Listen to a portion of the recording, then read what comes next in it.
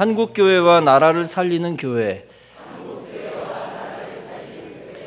오늘은 우리 교회 창립 41주년 기념주일입니다. 여기까지 도우신 에베네셀의 하나님께 영광을 돌리는 여러분 되시기를 주님의 이름으로 축원합니다. 우리 애광교회는 1975년 5월 11일 최덕승 원로 목사님이 개척하셨습니다. 우리 교회에서 50m 떨어진 곳 16평 2층 홀을 당시 80만 원의 전세 내어 시작했습니다. 2년 후 1977년 12월 지금 이 자리 교회 건축 부지 146평을 구입했습니다. 그리고 2년 후에 성전 건축 기공 예배를 드렸습니다. 1979년 현재의 건물을 완성했습니다. 그 다음에 1980년 3월 9일 성전 입당 예배를 드렸습니다. 그 다음에 1981년 6월 14일 성전 봉헌 예배를 드렸습니다. 그리고 2년 후 성전 증축을 위한 대지 73평을 추가 구입했습니다. 그리고 8년 후 1991년 성전 증축 공사를 위한 기공 예배를 드리고 그 다음에 1991년 증축했습니다.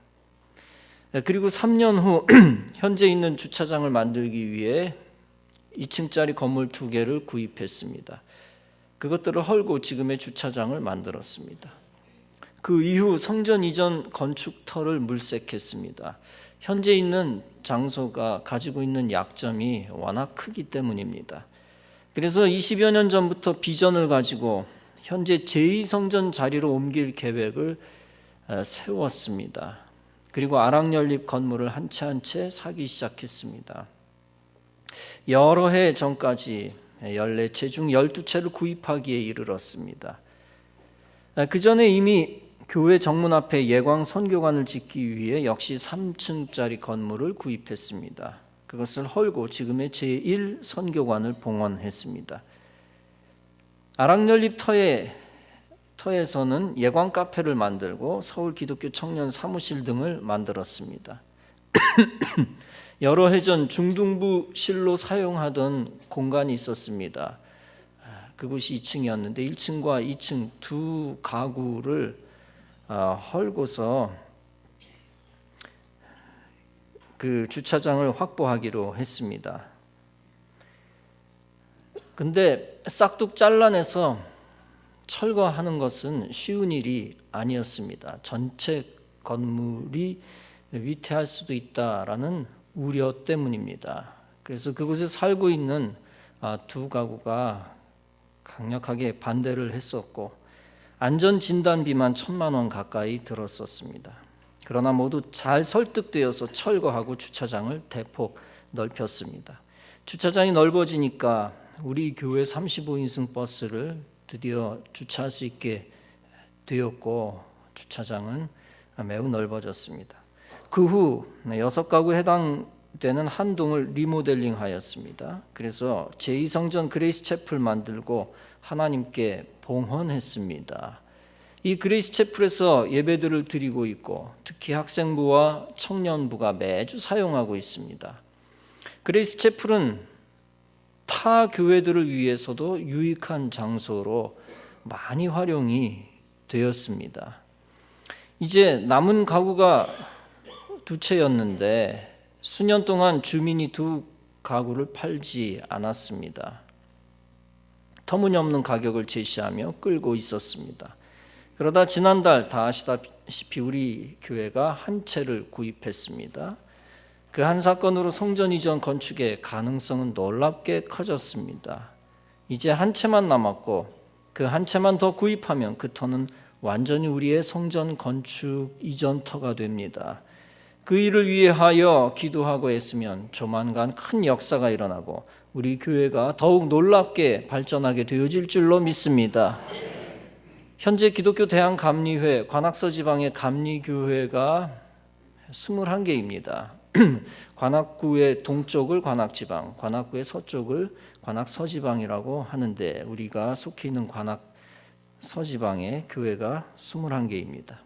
설립된 순서는 다음과 같습니다. 첫 번째 신림교회, 두 번째 큰믿음 유신교회, 세 번째 은정교회, 네 번째 수정교회, 그리고 다섯 번째 우리 교회가 세워졌습니다.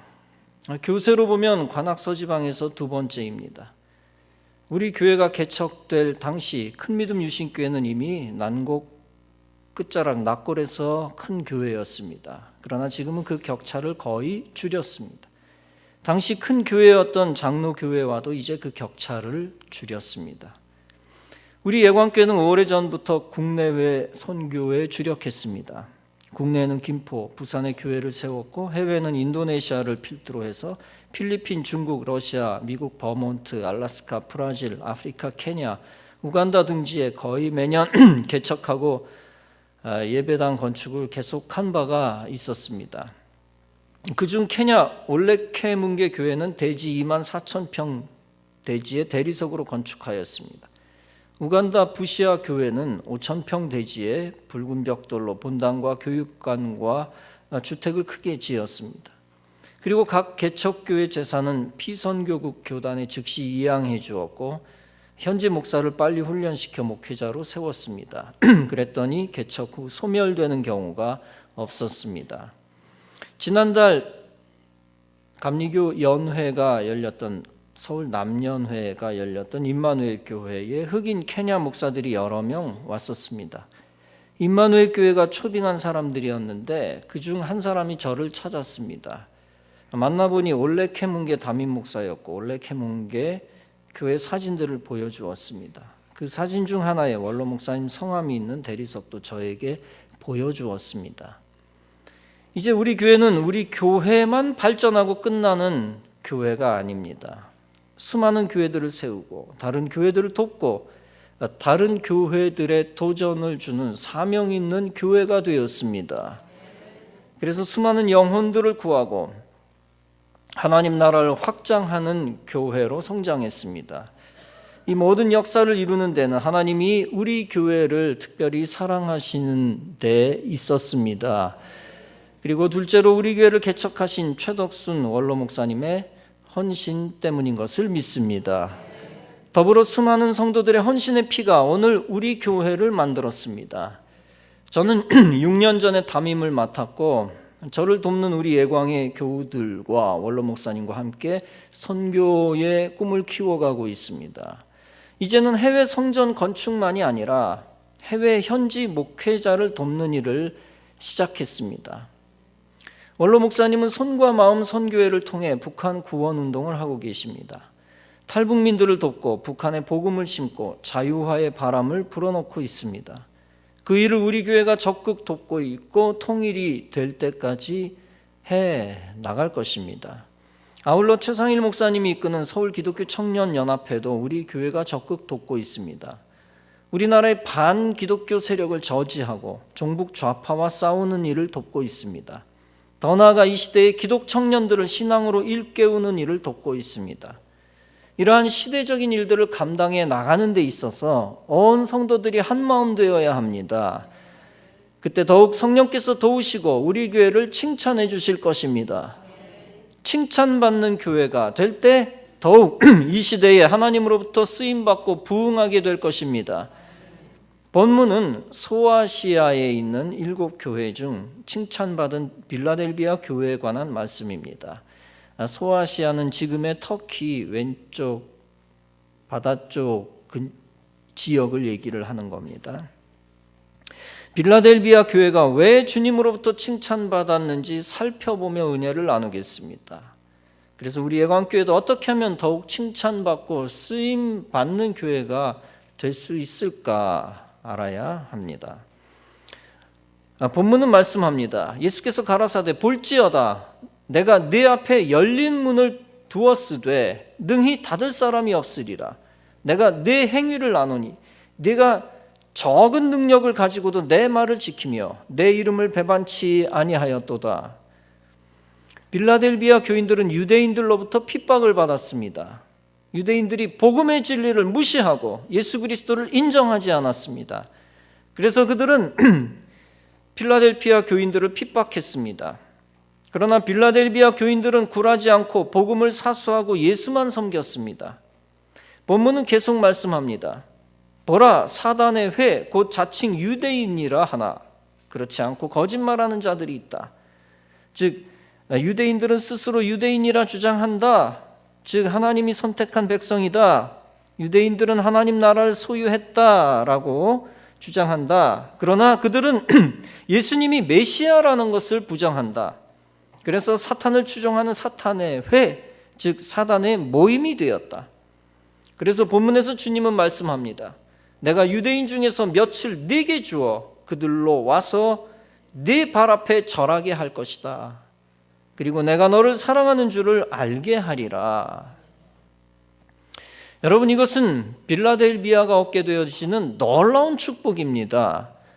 거룩한 교회를 핍박하는 자가 오히려 거룩한 교회 앞에 굴복하게 된다는 것입니다. 이 유대인들은 단순히 당시의 유대인만을 의미하는 것이 아닙니다. 그들은 오늘날 반기독교 세력을 상징하기도 합니다. 예수님을 핍박하는 세력, 교회를 핍박하는 세력을 상징합니다. 반기독교, 그들의 목적은 교회를 없애는 것입니다. 예수 믿는 사람들을 없애는 것입니다. 예수 믿는 사람들이 줄어들고 없어지면 어떻게 됩니까? 하나님 곁으로 가는 사람, 구원받는 사람이 없어지는 것입니다. 이 일을 누가 주도해 나갑니까? 바로 공중권세 잡은 마귀가 주도해 나가고 있습니다. 죄악 세상은 기본적으로 마귀가 다스리고 있습니다. 공중권세 잡은 마귀가 마귀의 부하들을 세상에 보내 세상을 어지럽게 하기 때문입니다. 그래서 에베소서 2장은 말씀합니다. 너희가 이 세상 풍속을 쫓고 공중의 권세 잡은 자를 따랐으니 곧 지금 불순종의 아들들 가운데서 역사하는 영이라. 마귀가 세상 사람들로 하여금 하나님을 반역하게 만듭니다. 특히 예수 믿는 사람들을 적극적으로 파괴하려고 역사하고 있습니다. 우리가 대적하여 싸우는 악한 영, 원수가 현실의 배후에서 조종하고 있습니다. 그래서 세계의 통치자, 권세자들을 상당수 잡고 있습니다. 그들 가운데 이방 종교의 정치 지도자, 종교 지도자도 있습니다. 그들 가운데 무신론 권세자들도 있습니다. 그들이 하나님을 대적하여 기독교를 알게 모르게 핍박하고 있는 것입니다. 권세자들이 다 마귀짓 한다는 뜻은 아닙니다. 그러나 예수 없는 권세자들을 마귀가 적극 이용하여 구원 역사를 회방하고 있다는 사실입니다. 그들이 권세자만 이용하는 것은 아닙니다. 민중이나 백성들 한 사람 한 사람에게까지 침투하여 하나님을 대적하게 만들고 있습니다. 마귀가 들어간 백성이나 민중들의 특징이 무엇입니까? 교회가 성장하는 것을 싫어합니다. 교회가 전도하고 예배드리고 찬송하고 교회 개척하는 것을 싫어합니다. 교회가 선교하고 헌금하고 헌신하는 것을 싫어합니다. 심지어 교회 안에서 대를 이어 신앙교육하고 대를 이어 충성하는 것도 싫어합니다. 그래서 그들이 마귀에게 사로잡힌 권세자들과 결탁하여 교회를 허무는 일을 합니다. 그래서 이미 교회 다니는 사람들의 마음까지 흔들려 합니다. 교회 생활에 의심이 들어가게 하고 믿음을 떨어뜨립니다. 교회가 전도 안 했으면 편안하고 좋겠다. 교회가 성장하지 않았으면 좋겠다. 교회 수가 많이 줄어들었으면 좋겠다는 생각을 줍니다. 이런 마귀가 주는 생각에 넘어간 성도들도 교회를 다니지 않습니다. 그리고 그들이 세상 사람들과 결탁하여 반기독교 운동을 함께 하기도 합니다. 여러분, 세상 사람들과 생각이 같아지는 것을 두려워해야 합니다. 세상 권세 잡은 마귀의 뜻을 이루어주는 것이기 때문입니다. 그래서 베드로전서 5장은 말씀합니다. 근신하라, 깨어라. 너희 대적 마귀가 우는 사자같이 두루다니며 삼킬 자를 찾나니. 이처럼 세상 사람들과 생각이 같아지면 마귀에게 먹히게 됩니다. 그러므로 우리는 세상 사람들의 교회관을 배격해야 됩니다. 세상 사람들이 갖고 있는 교회에 대한 생각, 세상 사람들이 가지고 있는 교회에 대한 가치관, 이걸 버려야 됩니다. 배격해야 됩니다. 교회 부흥을 막고 기독교인들을 줄여나가는 세상 사람들의 전략, 거기에 동조해서는 안 됩니다. 세상 사람들은 그럴듯한 인간의 논리로 교회를 분열시킵니다.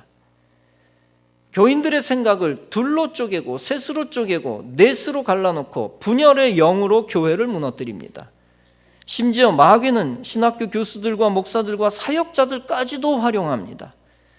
신학교 교수 중 진화론을 믿는 교수, 종북 좌파 교수들을 활용해 교회를 무너뜨립니다. 또 목사들 중 인본주의와 종교 다원주의 생각에 빠진 사람들을 통해 교단을 무너뜨립니다. 더 나아가 자기들이 만든 도덕, 참 도덕이 아닌 자기들이 만든 도덕을 무기 삼아 기독교를 추락시킵니다. 여러분, 진정한 도덕이란 무엇입니까? 진정한 도덕은 하나님의 계명을 지킬 때 완성되는 것입니다. 그런데 반교회주의자들은 하나님과 반대되는 것을 도덕이라고 우깁니다.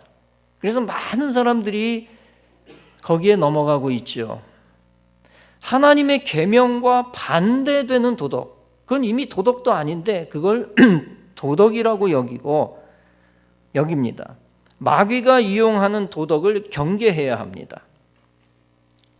그거 가지고 하나님의 계명을 욕하고 교회를 비방하면 그것이 과연 참 도덕입니까? 도덕 핑계를 대면서 천국 갈 인생을 지옥 가게 한다면 그것이 도덕입니까? 유럽에서 오래전부터 수많은 교회들이 문을 닫고 교회를 팔아 교회가 술집이 되고 이슬람 사원이 되었습니다.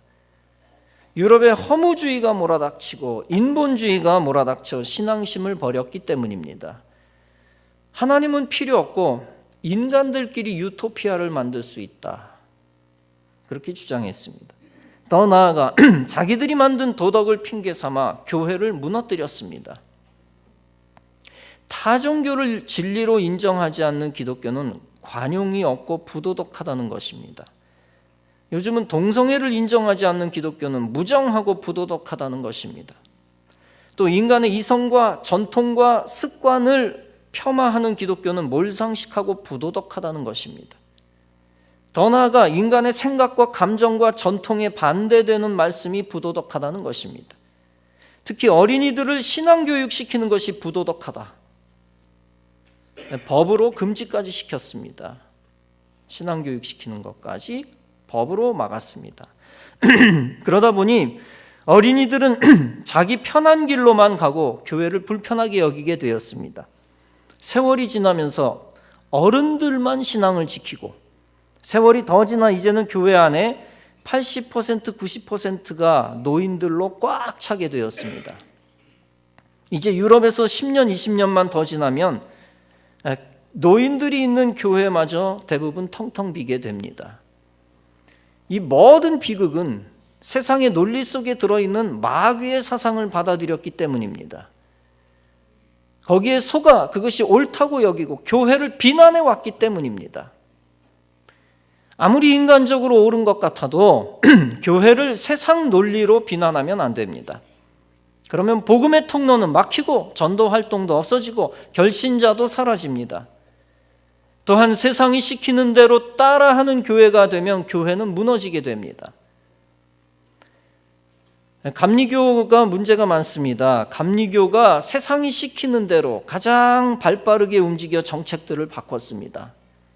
세상이 훈수 두는 대로 가장 발빠르게 정책을 바꿨습니다. 그 순간 교세는 급감하게 되었고 구원받아야 할 사람들은 구원의 길이 막혔습니다. 잘난 척하다가 오히려 영혼을 지옥에 보냈습니다. 여러분, 교회 십자가 불이 하나둘씩 꺼지면 영적 저주, 영적 어두움이 이 땅에 깔립니다. 그러다 보면 죄악이 더 기승을 부리고 술 문화가 더 기승을 부리게 됩니다. 그리고 하나님의 말씀과 말씀 계명에서 나온 도덕이 힘을 잃어버립니다.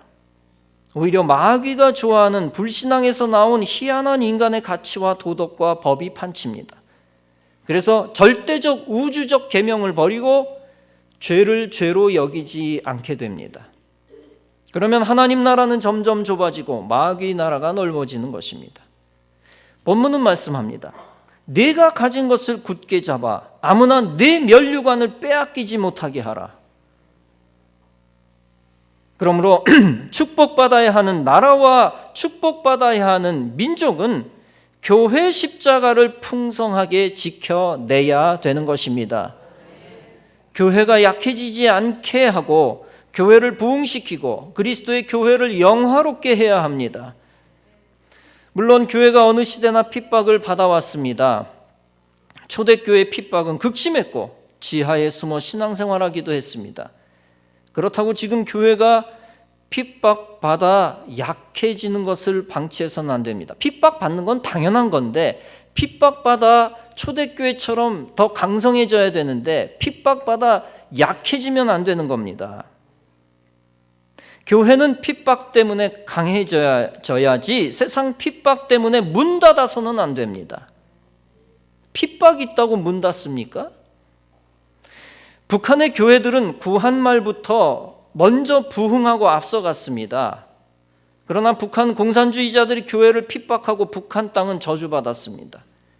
인간의 힘으로 혁명을 일으켜 온 백성을 천국 생활하게 해주겠다고 속였습니다.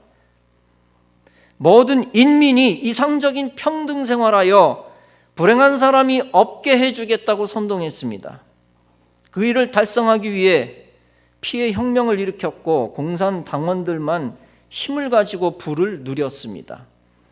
이상사회를 달성하기 위해 우상을 세우고 교회들을 다 부수고 성직자와 교인들을 숙청시켰습니다. 그 지경이 되니 하나님은 그 땅을 마귀에게 내어주었습니다. 마귀가 온 땅을 덮었고 수백만 명이 굶어 죽었습니다.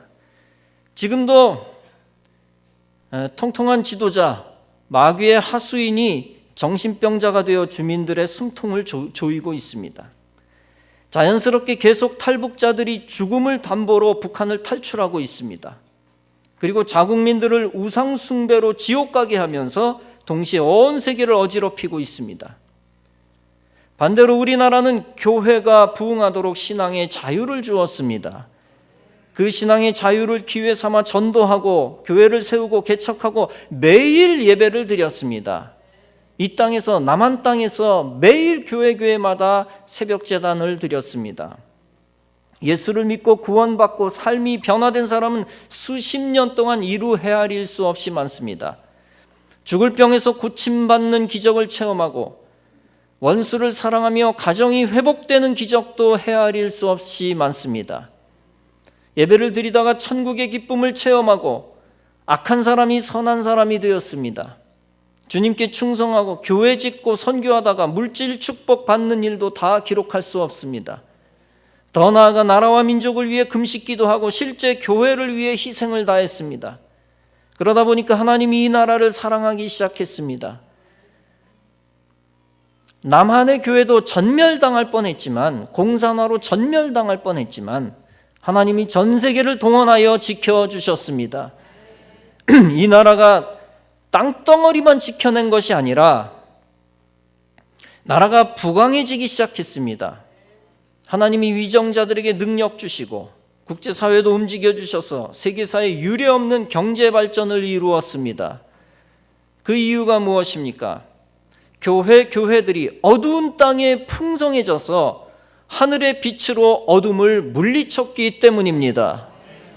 교회는 그리스도의 몸이요 성령이 거하는 장소입니다. 아무리 세상 사람들이 비난해도 교회 때문에 이 나라와 민족이 선진국 된 것입니다. 그리고 교회 때문에 복음이 전파되고 지옥 갈 인생들이 천국 가게 된 것입니다. 그러므로 교회는 나라와 민족을 강건하게 하는 하늘의 치료의 빛입니다. 그리고 교회는 세상 어두운 주관자 마귀로부터 영혼들을 해방시키는 해방의 빛입니다. 그리고 교회는 육에 속한 인생들을 영에 속한 인생들로 바꿔 하나님의 축복을 받게 하는 축복의 빛입니다. 요한복음 1장은 말씀합니다. 참 빛, 곧 세상에 와서 각 사람에게 비치는 빛이 있었나니 그가 세상에 계셨으며 세상은 그로 말미암아 지은 바 되었으되 세상이 그를 알지 못하였고 자기 땅에 오매 자기 백성이 영접지 아니하였으나 영접하는 자, 곧 그 이름을 믿는 자들에게는 하나님의 자녀가 되는 권세를 주셨으니 이 말씀을 그리스도의 몸 교회에 그대로 적용시킬 수 있습니다. 즉 교회로 인하여 나라와 민족이 복을 받았다. 그러나 세상은 세상은 알지 못한다. 교회가 영적 빛을 밝혀 생명 살리고 이 땅을 살린 것을 알지 못한다. 그러나 그 사실을 아는 자는 그리스도의 몸 교회를 사랑하며 교회를 살리고 하늘의 권세를 얻게 된다는 것입니다. 이 빛이 꺼지지 않도록 한국교회 온 성도들이 교회를 지켜나가야 할 것입니다. 우리 교회의 지경을 넓히고 선교의 지경도 넓혀 생명의 빛을 전하는 교회가 되어야 할 것입니다. 생명의 빛을 전하는 일을 특히 우리 예광교회가 앞장서서 감당해 나가야 합니다. 그래서 점점 저주 속으로 들어가는 한국교회와 대한민국을 앞장서서 살려내야 합니다. 그 일을 위해 우리 교회가 선두주자가 되어야 되는 겁니다. 이제는 우리 교회만 살아나는 것으로 만족하지 말고 온 교회들을 살리는 사명까지 붙들어야 합니다. 10개 교회 중에 9교회가 망하고 우리 교회만 살았다? 기쁜 일이 아닙니다. 우리 교회만 살아나는 것으로 만족하지 말고 모든 교회들을 살리는 사명까지 가졌다는 귀한 사실을 깨닫는 여러분들이 다 되시기를 바랍니다. 위대한 교회들은 몸집만 크다고 위대한 것이 아닙니다. 선교하는 교회가 위대한 교회입니다. 선교의 걸림돌이 되면 몸집이 커도 책망받는 교회가 될 것입니다. 살았다는 이름을 가졌으나 실제로는 죽은 자 같은 사대교회입니다. 몸이 크면 몸이 큰 대로, 몸이 작으면 작은 대로 선교의 이정표가 되어야 합니다. 다른 교회들이 선교 잘하도록 도전을 주는 축복의 모델도 돼야 합니다. 더 나아가 다른 교회들까지도 살려내는 축복의 통로가 되어야 합니다. 지금도 한국교회 안에서는 다른 교회까지 부흥시키는 역할을 해주는 교회들이 많이 있습니다. 부흥이 안 되는 지역에서 부흥을 이루어 도전 주고 믿음 주는 교회들도 있습니다. 송파구의 어떤 교회는 한국의 사모님들의 영적 회복을 위해 연중 수천만 원을 쓰기도 합니다. 개교회에서. 그것으로 인하여 죽어가던 교회들이 다시 영적 건강을 회복하는 일들을 체험합니다. 또 어떤 교회들은 수많은 목회자들을 초빙하여 설교 향상에 크게 기여하는 교회도 있습니다. 또 어떤 교회들은 교회들의 주일학교 부흥을 위해 자기 일처럼 헌신하는 교회도 있습니다. 자기 주일학교 부흥시킬 뿐만 아니라 남 부흥시키는 데까지 헌신하는 교회들도 있습니다. 우리 자신이 부흥해야 하는 것은 필수 과목처럼 마땅한 일입니다. 그러나 이 악한 시대에 그것만으로 만족하면 주님으로부터 책망을 받게 될 것입니다.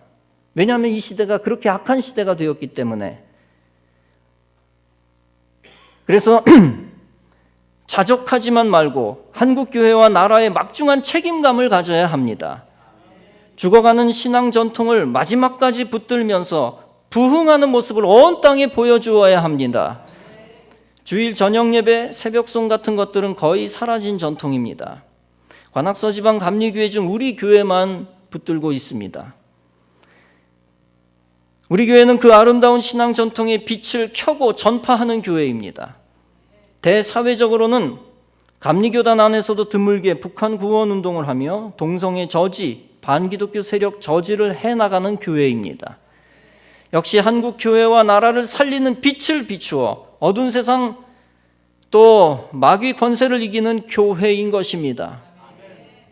유치부 어린이, 청년, 청장년, 여성교회, 남성교회, 노년 모임 다 중요합니다. 안 중요한 게 어디 있어요? 기독교 가정에서 아이들도 많이 낳아야 하고 실버 프로그램도 만들어야 합니다. 그러나 앞으로 향후 10년, 20년 동안 가장 중요한 부서는 학생부입니다. 오늘 창립기념주일을 기하여 담임 목사가 사랑하는 교우들과 함께 품고자 하는 비전을 제시합니다. 그것은 지금부터 4개년 계획을 세우고 4년 내 100명의 고3 졸업생을 만드는 비전입니다. 예를 들면 지금 중학교 3학년 학생들을 전도하면 곧 4년 후에 청년부가 됩니다. 청년부의 부흥으로 이어지며 청년부의 부흥은 장차 청장년의 부흥으로 이어집니다. 감리교 안에서 많이 죽어있는 청장년이 감리교 안에서 쑥대밭이 되었는데 관악서 지방은 간신히 청장년회를 만들었지만 지금 동작구에도 청장년회가 없고요, 어디도 없습니다. 이 쑥대밭된 청장년 부흥의 불씨도 학생 전도에 달려있는 것입니다. 이 귀한 일들을 학생들이나 교사들에게만 학생 전도해라 라고 맡겨서는 안 됩니다. 이제 우리 예광교회 모든 집사님, 권사님, 장로님들이 다 학생 전도 시작해야 합니다. 전교회적으로 집중적으로 물질로, 시간으로, 기도로 서포트해야 합니다. 그러면 하나님이 우리 예광교회를 통하여 이루시는 놀라운 일들이 이루어질 것입니다. 그것은 우리 교회에도 큰 축복이 되고 다른 교회들까지도 살려내고 우리나라까지 살려내는 역사적인 원동력이 될 것입니다. 많은 비전을 설교 시간에 다 말할 수 없습니다. 그러나 우선 제시된 중요한 비전을 온 성도들이 함께 붙들고 나아가야 됩니다. 말씀을 줄입니다. 본문은 말씀합니다. 이기는 자는 내 하나님 성전에서 기둥이 되게 하리니 그가 결코 다시 나가지 아니하리라. 내가 새 예루살렘의 이름과 나의 새 이름을 그 위에 기록하리라. 귀 있는 자는 성령이 교회들에게 하시는 말씀을 들을지어다. 강단을 통해서 들려지는 말씀이 귀 있는 여러분들에게 들려지는 성령의 음성인 것을 믿으시기 바랍니다.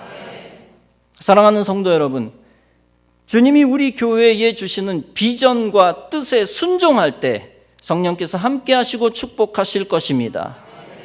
빌라델비아 교회처럼 칭찬해 주시고 마지막 때에 세상이 교회에 굴복하고 그리스도께 영광을 돌릴 것입니다. 마귀가 득세하여 여전히 교회를 무너뜨리는 악한 시대에 분명히 서 있습니다. 그러나 오히려 분연히 빛으로 마귀와 싸워 주의 뜻을 이루어 우리 교회와 한국교회를 위대하게 만들어 하나님 나라가 임하게 하는 위대한 예광 성도들이 다 되어지시기를 주님의 이름으로 축원합니다.